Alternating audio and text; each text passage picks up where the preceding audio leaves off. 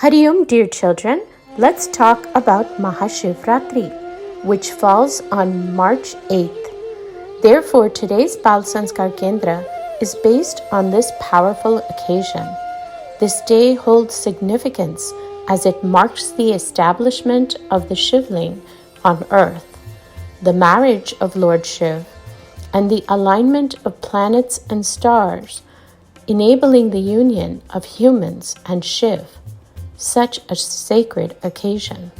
There are 4 Maharatris: Janmashtami, Holi, Diwali, and Shivratri.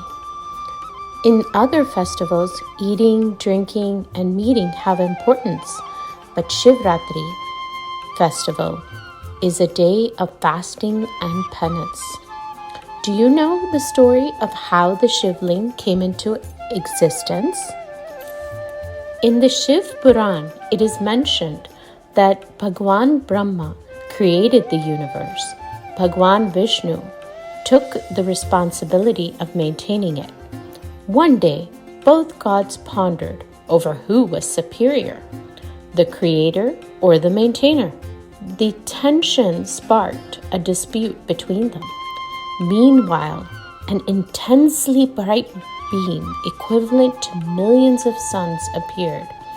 It extended towards the sky and the underworld. The command from the bright beam was, "O gods, the one who arrives first, after finding its end, will be deemed greater." Brahmaji ascended towards the sky and Vishnuji descended towards the underworld at a swift pace.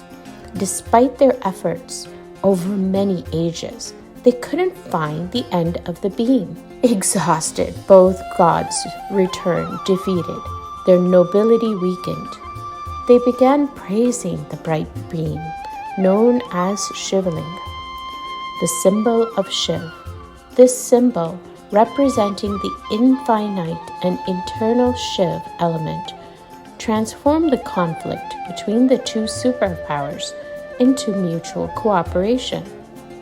The auspicious hours and the night dedicated to preventing chaos in the universe is known as Mahashivratri.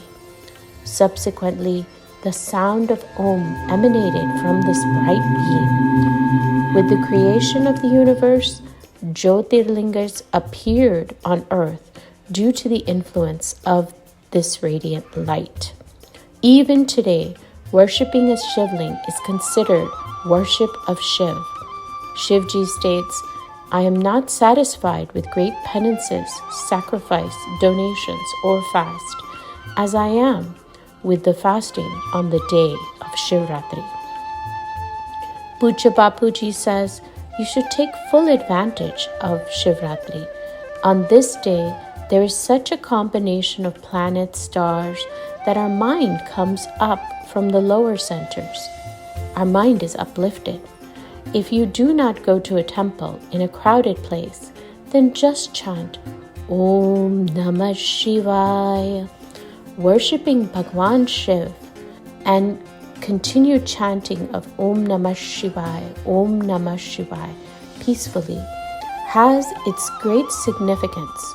Worship done from the heart is 10 times more beneficial than worship done for the sake of rituals. You will have some divine experiences. Let's start today's Bal Sanskar Kendra by remembering respected Gurudev. Kirtan. Now we will stand and perform Kirtan and dance for a while.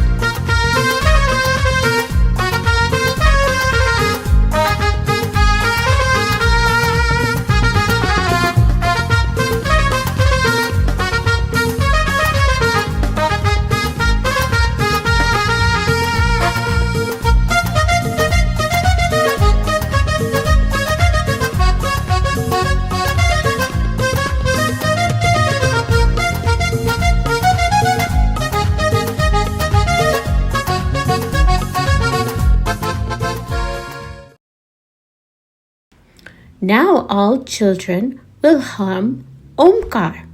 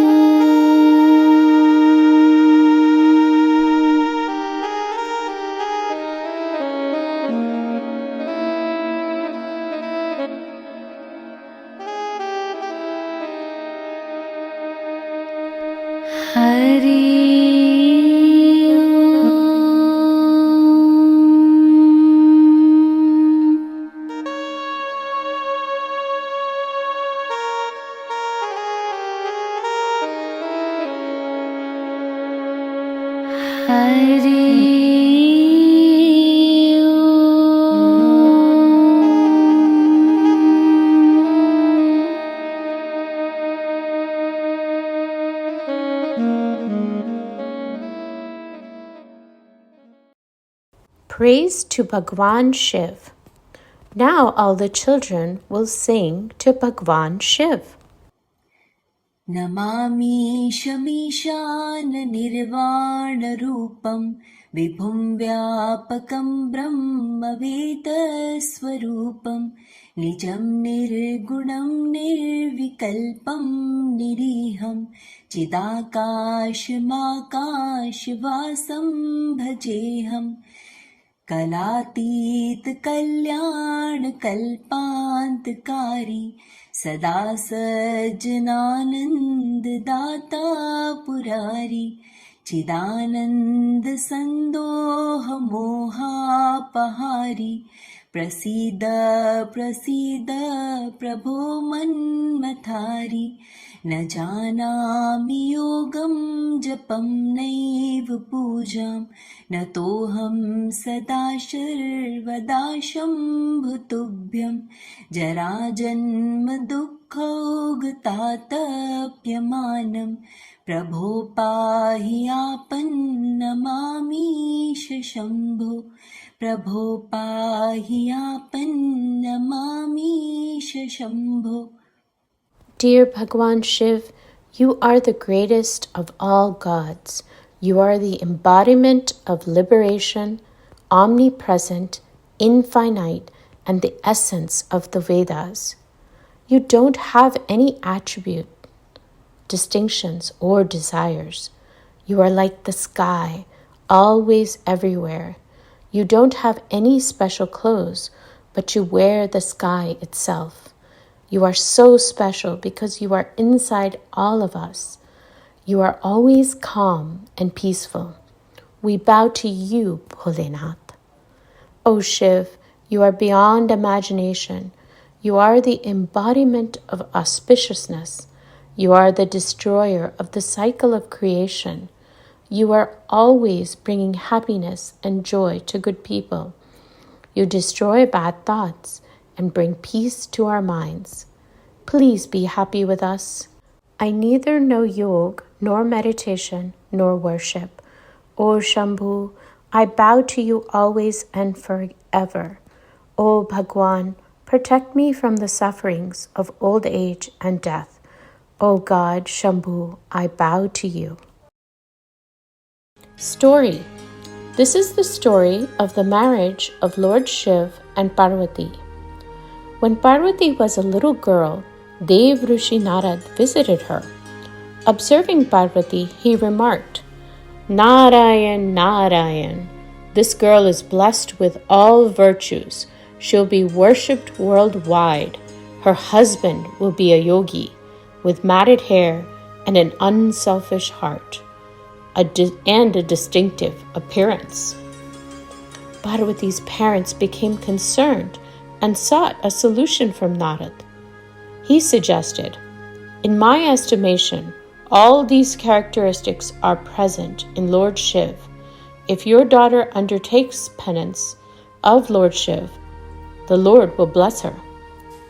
Narad initiated Parvati into the Shiv Maha Mantra and she began her penance. Pleased with Parvati's devotion, Lord Shiv decided to test her and sent the 7 sages. They questioned Parvati, pointing out the challenges of marrying a seemingly unconventional groom like Shiv. Despite their persuasion to marry Lord Vishnu instead, Parvati remained resolute, declaring, "I will marry Lord Shiv or remain unmarried, even if Shiv himself advises me otherwise." The sages related this to Lord Shiv, who was moved by Parvati's unwavering devotion, appeared before her and accepted her proposal. However, he soon vanished. Meanwhile, a child was in distress as a crocodile caught hold of him in a pond. Parvati, witnessing this situation, exclaimed, "Hey, crocodile, spare this child and name your price." The crocodile responded, "Only if the penance through which you please Lord Shiv is given to me in the form of a boon shall I release the child. Otherwise, I will continue to grasp it." Parvati assured the crocodile, "I'm prepared to grant you all the fruits of my penance. Just please, please release the child." The crocodile agreed, and after receiving the boon, he transformed into a radiant being. Expressing gratitude, he vanished along with the child. Parvati resumed her meditation, and Lord Shiv reappeared. He said, "Parvati, why do you continue your penance? I granted you the boon." Parvati responded, "O Lord, I have given the fruits of my penance to a crocodile in donation." Lord Shiv explained, "Parvati, I was present both as the crocodile and the child. This was my Leela to test whether your mind feels compassion towards every living being. Blessed is the selflessness, goodness of your heart towards all." In this way, Parvati earned a special place in Lord Shiv's heart, and he accepted her appropriately. This story teaches us, children, that even if great beings like Saptarishis or the 7 Rishis say something against our true Guru, we should remain steadfast in our faith and belief in our Guru. Hail to Lord Uma Maheshwar ki Jai. Glory of Indian culture. Shivji's unique attire gives a divine message. The top of Mount Kailash is the abode of Bhagwan Shiv. It means wisdom always resides in the higher centers in our body, whereas in the state of lust, anger, fear, etc., our mind and pran remain in the lower centers called Muladhara Kendra.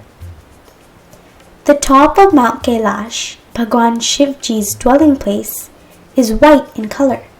Likewise, Atma Shiv, the Supreme Soul, resides where Sattva Guna predominates.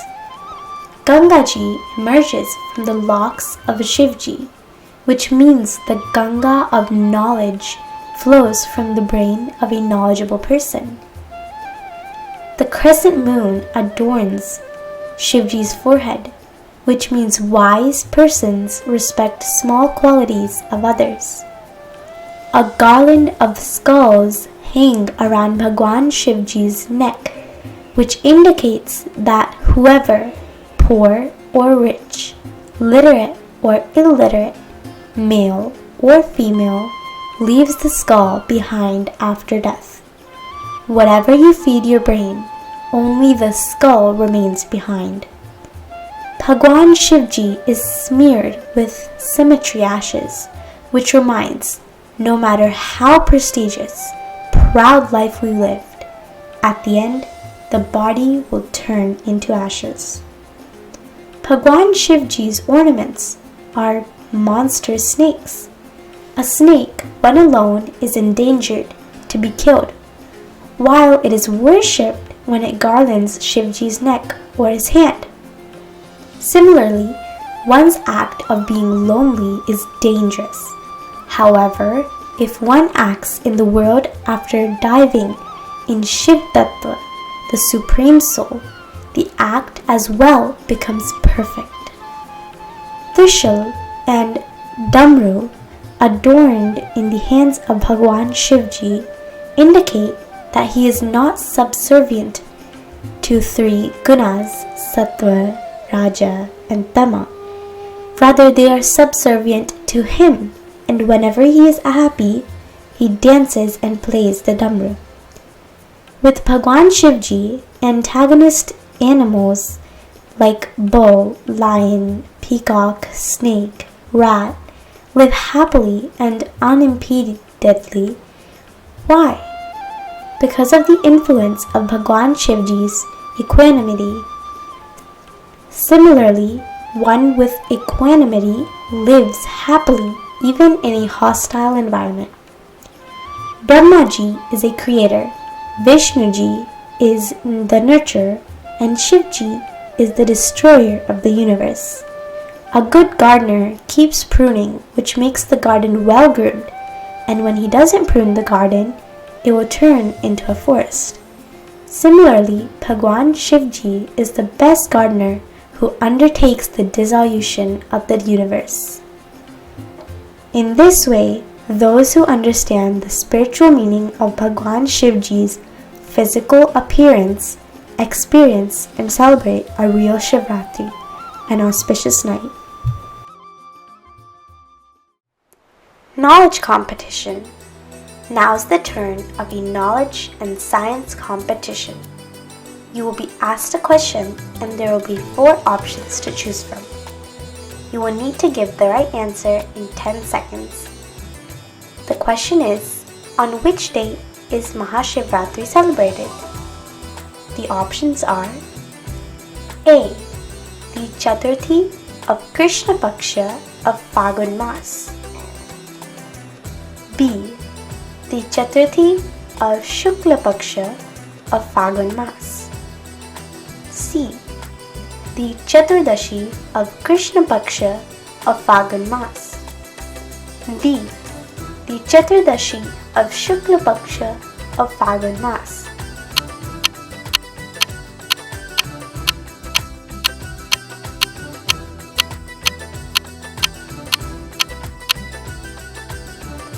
The correct answer to the question will be revealed at the end of the session. Informative question. Why is there a tradition of worshipping at night on Mahashivratri?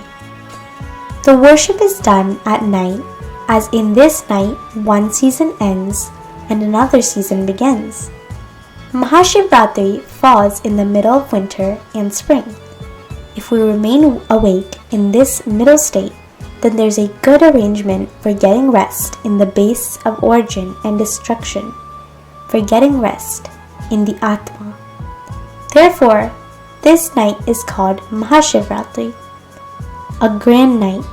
On Shivratri, night vigil is observed with devotion. Bhagwan Shiv is worshipped with water, panchamrit, fruits, flowers, and bilva leaves.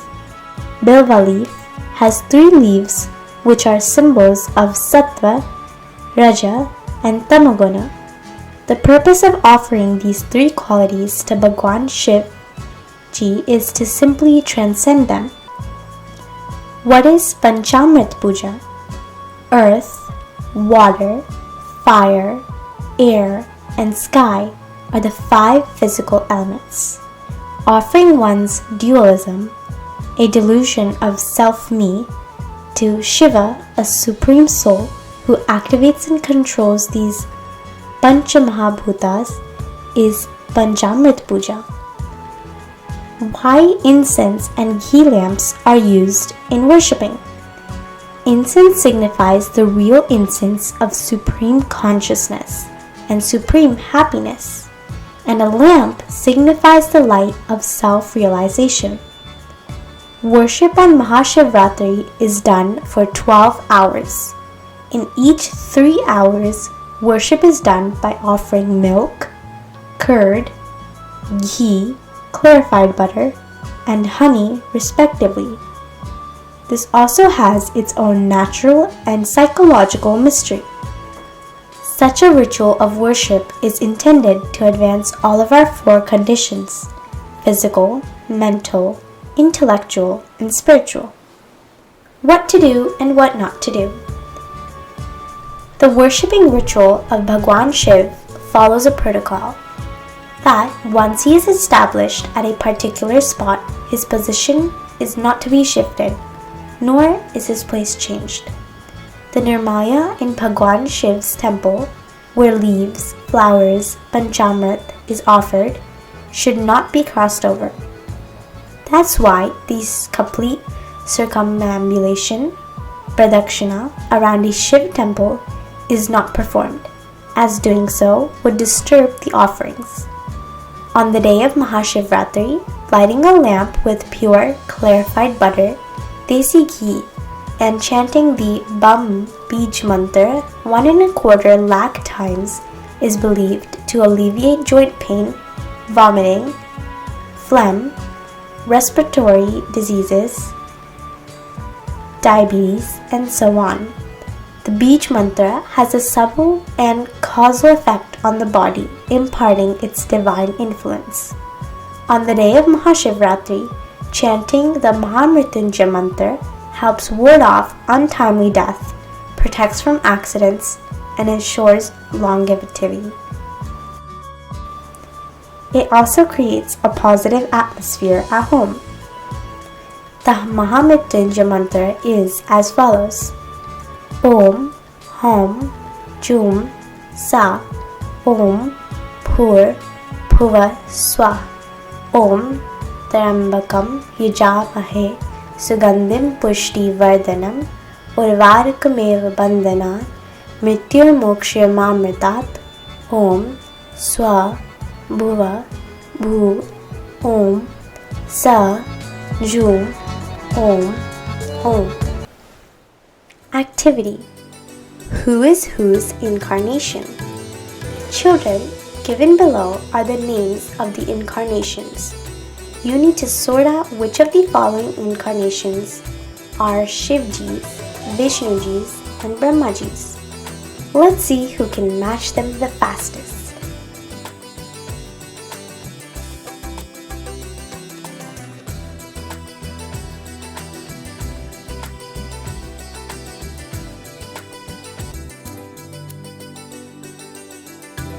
Answers for the activity. Rishi Durvasa incarnation, Shivji. Rishi Pippalad incarnation, Shivji. Hanumanji incarnation, Shivji. Bhairav incarnation, Shivji. Ardhanarishwar incarnation, Shivji. Narsim, Vishnuji. Dhanvantari, Vishnuji. Buddha, Vishnuji. Parshuram, Vishnuji. Ram, Vishnuji. Krishna, Vishnuji. Valmiki incarnation, Brahmaji. Kashyap incarnation, Brahmaji. Kalidas incarnation, Brahmaji. Brahaspati, Brahmaji. Homework. Bhagwan Shiv has many names.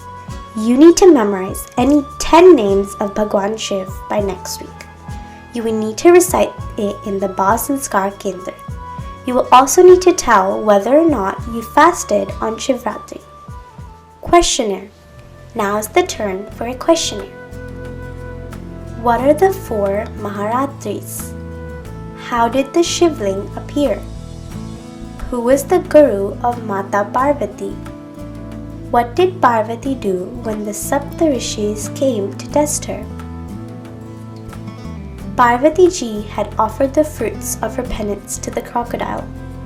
Yet why did Bhagwan Shiv become pleased? What have we learned from today's story? The stream of Ganga flows from Bhagwan Shiv's head and the moon is adorned. What message does it give? Why do people of contrasting nature enjoy living in Bhagwan Shiv's place? Why is worship done only at night during Mahashivratri? Why is the complete circumambulation of Bhagwan Shiv's temple not done? Narayan, Narayan, Narayan, Narayan. With this, today's Sanskar Kendra concludes. We will meet again next week with a new knowledge-enhancing topic. Until then, Hari Om. The correct answer to the question is C. Mahashivratri is celebrated on the Chaturdashi day of Krishna Paksha of Phagun Mas.